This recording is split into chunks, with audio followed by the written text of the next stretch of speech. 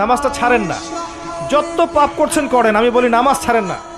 ইনশাল্লাহ একদিন নামাজই আপনাকে পাপ থেকে বের করে আনবে ইনশাআল্লাহ।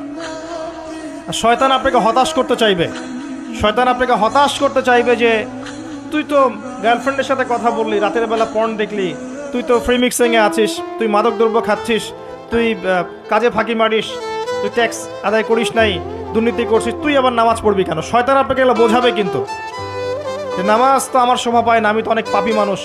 এই ধোকায় পা দিবেন না। আপনি নামাজ কন্টিনিউ করতে থাকেন, ইনশাল্লাহ আল্লাহ পাক আপনাকে পাপ থেকে বের করে আনবেন ইনশাল্লাহ। ওই নামাজটা যদি ছেড়ে দেন তাহলে আর কোনো হাতিয়ার বাকি থাকবে না। আর আপনি যত পাপ করেন না কেন মায়ুস হবেন না, মন ছোট করবেন না। আপনার একটা সেজদা, যে সেজদা আপনি চোখের পানি ঢেলে দিয়েছেন আল্লাহর কাছে, যে আল্লাহ আমার ভুলগুলো তুমি মাফ করে দাও, আমার তওবা তুমি কবুল করো, ইনশাল্লাহ দেখবেন ওই একটা সেজদা যদি কবুল হয়ে যায় আল্লাহ পাক আপনার সব গুনাহ মাফ করে দিবেন ইনশাল্লাহ।